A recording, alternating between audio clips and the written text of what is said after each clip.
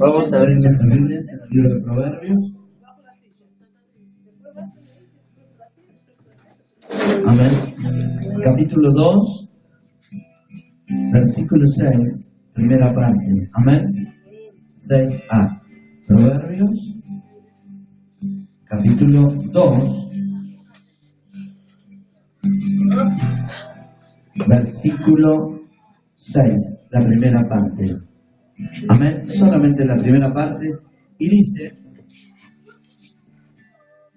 Dios da la sabiduría. Amén. Vamos a inclinar nuestros rostros. Te damos gracias, Dios de Abraham, Isaac y Jacob, Dios Todopoderoso. Te pedimos, Señor, que nos estés bendiciendo, que nos estés tocando con tu poder ahora. Señor, que nos estés tocando en tu nombre poderoso. Bendícenos ahora, Señor Jesucristo. Tócanos con tu poder, en tu santo y divino nombre. También te pedimos, Señor, que pongas las manos sobre el terreno de la central, que estés tocando, Señor, en tu santo y divino nombre. Amén y amén. Pueden tomar asiento, hermanos.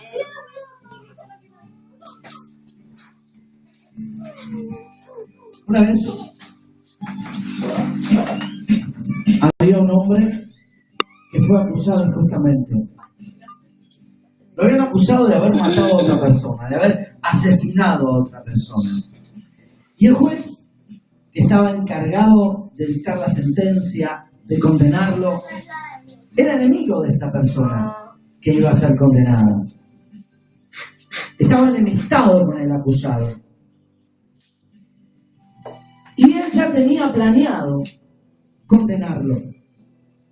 Pero para dar una imagen de rectitud, para dar una imagen de justicia, de imparcialidad, le dijo al pueblo que estaba en el juzgado, en el juicio oral, que tenía la oportunidad de opinar si el acusado era culpable o no, y que se debiera dar a suerte su sentencia. Entonces, escribieron 2 papeles. Toda una fila le dijo al juez que era inocente y toda la otra fila le dijo que era culpable y se anotaron 2 papelitos. Pero el juez, cuando anotó en los 2 papelitos que era culpable, porque quería condenarlo. El reo, el inocente, se levantó de golpe y se comió uno de los papelitos, el acusado. De manera que quedó un solo papel. Y luego, los fiscales le dijeron al juez que abriera ese papel. ¿Y qué decía? Y ese papel decía culpable. Por ende, él se había comido el papel que decía inocente. En realidad le salió mal al juez, porque él había puesto culpable en los 2 papelitos. Entonces, como él se metió en la boca y se lo tragó, la única forma de saber cuál había sido la elección era abrir el otro papel. Y en el otro papel decía que era culpable. Y entonces el pueblo se levantó frente al juez y le dijo que lo declarara inocente y que quedará libre. Le falló su artimaña al juez, que en ambos papeles había puesto culpable. Y pese a que no le gustó, lo tuvo que dejar libre. El reo no actuó con sabiduría, actuó con astucia. Y a veces confundimos la astucia con la sabiduría. Él fue astuto, fue hábil, fue listo. Se despabiló de golpe, se comió el papel y lo jorobó al juez.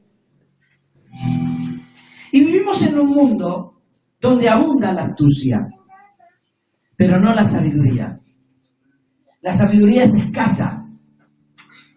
Y cuando la palabra de Dios nos habla de sabiduría divina, no es algo que consista en la acumulación, que nosotros podamos acumular durante años de evangelio lo que aprendimos, el conocimiento que podemos ver aprendido durante años,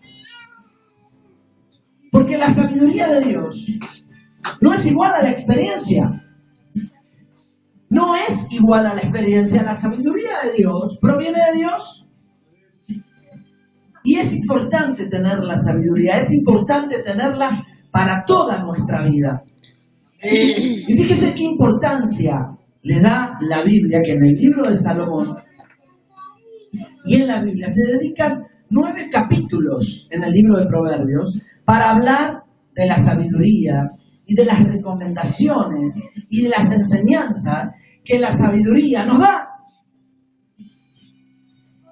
Y a veces en las iglesias pretenden confundir sabiduría con viveza.